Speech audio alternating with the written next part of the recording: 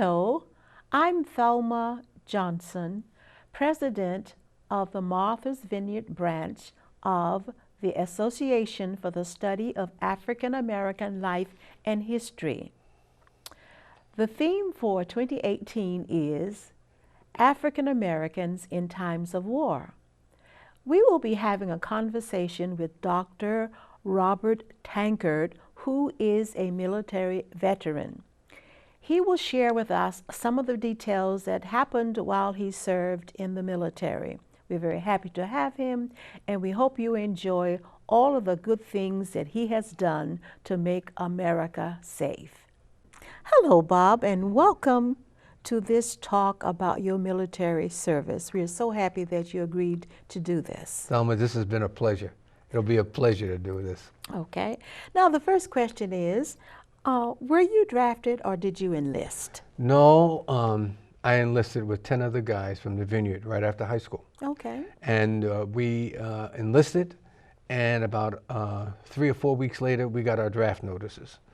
So the guy that came, the sergeant that came to our school, Sergeant Burton, that came to the high school, said that if you enlist, you have a better chance of getting into the field that you want to get into versus being drafted. So we enlisted. Okay. Now, which branch did you pick? The Army. Oh, you The did? Army. My father and my brothers all were military people, and they all went into the Army. So I figured I'd follow along. Okay. Tell me about your boot camp or your training program. Boot camp was, being an athlete, the training wasn't difficult because, we had coaches that put us to training. But boot camp, I took my boot camp in Fort Jackson, South Carolina. And it was warm. The thing about getting up early in the morning, saluting a flag that you couldn't see, running, 4 or 5 miles a day, doing all the physical things, learning about your weapons and all those things like that, learning about combat, they're indoctrinating you on what you're going to face and all the things and how you're supposed to change your whole life. Okay. So that's basically what boot camp was all about. Okay. How did you get through it? I got through it easy. Like I said, athletes listen to their coaches. Your sergeant, your barrack sergeant, was nothing but a coach. So as long as you didn't do anything against him, and you did it for him, you would make it. So, like I said, the physical thing wasn't an issue. You know what I mean? It was, some of the other things that seemed ridiculous. But you knew that you had to do it, and you just did it. So it was 9 weeks, and we knew 9 weeks was going to be over someday. Okay. Which war did you serve in? I entered service in 1964. Vietnam had started in 1960, and it was just about ready to explode. And I had gotten into service just before, so we entered in 64, and I went to Korea in 65, in May of 65. Mm-hmm. Tell me this.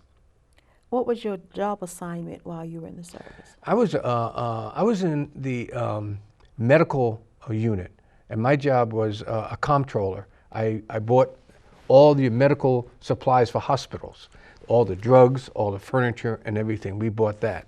And so when I got to Korea, I had a desk job, and our desk job was to supply the infirmaries with all the things that they needed. Mm-hmm. So we would have to go to Seoul, ASCOM, and to purchase that stuff, and then bring it back up to the front lines. I was stationed in Palwani in Korea, and in Palwani it was like 3 miles from the DMZ. So we had to supply all the military outfits around, of course, the DMZ and everything else, and that was an experience in itself. Wow, I bet. Tell me about 2 of your most memorable experiences while you were in the military. I think one of them was when I got my orders to go to Korea. It was only 2 of us. Everybody else went to Europe. It was about 125 of us. Everybody went to Europe except for me and this guy Smith. We went to Korea. And I said, what is going on here? And the only thing I thought about was my mother. 'Cause my older brother went to Korea during the Korean War. And I said, Lord, I said, God, I said, my mother, at her age now, she couldn't take another guy, but if I have to go, I'll go. was when I got to Korea. We sailed over. It took us 21 days to get over there. But when they put me on this train, now, they put me on the train, I was by myself, and the train started going. And I'm saying to myself, I didn't know if the train was going south, east, or west. But when I got in the train and began to look, and we were on that train for about 6 hours, and as I began to look, there were no trees. The tree level became almost just disappeared. And I knew at that moment I was going north, up on DMZ.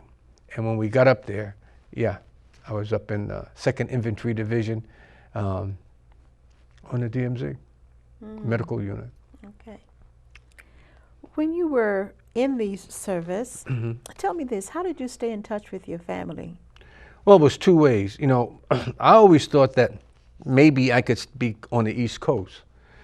But when I went to service, I went from Fort Jackson, South Carolina, to San Antonio, Texas, to Korea, and from Korea back to California, and from California to Arizona. So when I was in Korea, there was no phones, there was nothing on the DMZ. You had a letter. A letter took 7 days to get home and 7 days to get back. So whatever issues you had, they had to be done.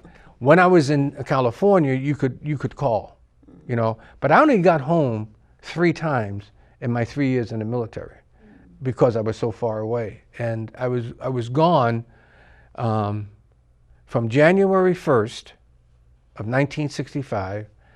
I didn't come back home again until May 25th of 1966. Man, you have that memorized well. Oh yeah, it was like 18 months before I saw home again. Okay.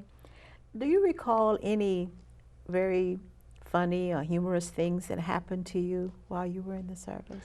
You know one thing, when the guys got together, we did practical jokes on each other. I can remember one time we were in Arizona and it was so hot, it was like 115 degrees at night. And our air conditioning went out in the barracks. Ooh. And I said, the guy said, they said, I was a sergeant at the time. And they said, Sarge, what are we gonna do? I said, listen, you know the skivvies? Well, you guys are gonna have to sleep in your skivvies because we had the doors open, the windows open. Guys were sleeping out on the balcony in their skivvies because it was just so hot. You could not sleep in your regular clothes. It was so hot. And that was the funniest, I think that was one of the most funniest things that I can remember. Okay. Tell me, how were you treated by your fellow officers or fellow soldiers? You know one thing, I was always raised by my mom and dad that you treat people as though you would be treated. And I'll remember this, Major Miller was the company commander. And I was a duty driver in Korea. And he sort of took a liking to me. He is actually the one that showed me that I had leadership abilities. He was the one. He was an African-American major, and he wanted to send me to OCS school. And he gave me his address. When he went back to the States, he was stationed at the Pentagon. And he kept writing to me. He said, when you get out, I want you to call me. He wanted me to become an officer. When I got back to the States, the other officer was Captain Skinner. And he was a basketball player, but he was a captain, and he was in charge of the pharmacy. So I had to work with him closely because I had to buy and sell the drugs. And him and I got along good. So my officers, the officers that I encountered in my career we had good relationships. I respected them. And I'm going to tell you a story. There were 4 African-American officers in Korea. And I had to take one of them over to meet their friends. And I was sitting, because I was an enlisted man, I was sitting back, you didn't fraternize with the officers. And those guys looked at me, they said, hey man, come on over here, sit down. I said, oh, I'm not supposed to do that. They come over here. And they had gone to Grambling, Howard, Morehouse, Morgan universities. And they said, what are you going to do when you get out of the service? And I said, I don't know. They said, this is what you're going to do. They said, you're going to go to school, you're going to get yourself a degree, and you're going to go back to your community and give back. I never forgot that. I never, to this day, it was like it was just said yesterday. Very good. Very good. That leads to the next question I was about to ask you. Do you recall the day your service ended? Yes, I do. The night before, I was the only one leaving at that time, getting out of the service. It was in Arizona. And it was October 4th, 1967. And the night before, they gave me a big party and everything. And the next day, I had my bags packed and everything. And three guys that really we got along with, took me in the ambulance and drove me to the airport. And they sat there and had breakfast for me. And when that plane took off, they stayed there and waited till the plane got out of sight. That's the type of unit and friends that we had. Yep, I remember that day like it was yesterday. Okay. Now, did you work or did you go back to school when you got back? You know one thing, when I was in Arizona, there was a couple of kids that were going to junior college. And I had contemplated whether I should call Major Miller up, tell him I'd go into OCS school or what I wanted to do. I happened to pick up one of their books that they had from college. And I looked into the book and I said, man, I could do this. And at that moment, when I had to go check about re-enlisting, I told the sergeant, I said, no. And they were going to give me 2 stripes. You know what I mean? I said, no. I said, I'm going to go back to school. When I got out of the service, I immediately went up to the high school and asked for them to help me get into junior college, and then went on to the University of Massachusetts. But I knew at that point that I was going on to school. Very good.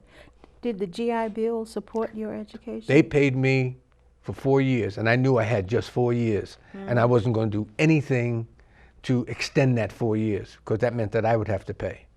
But I got my degree in 4 years from the University of Massachusetts in Amherst. And I came back here and started teaching school on the vineyard at that time. Tell me more about your education, because you didn't start. You know one with thing, the I tell you baptism. something. When I was in education at UMass, I went there, and I was an older guy because I had military. There was another guy that was a guy named Smitty he was a captain in the Marine Corps. He was in the reserves. So him and I got along real well because we had military. But Smitty worked in the training room at the university. The other guys were guys that either were on the football team. Natalie Cole was was in my class. Jules Irving was in my class, and a guy named Bob Pina we were all there together. But I was the older of the guys, and I knew that my focus was to finish in school. So I did things, and in fact, it was 4 of us, 3 servicemen that started the campus bus service around the University of Massachusetts. And I was the one that was taught the driving and payroll and special drive, because I had a class 1 license at the time.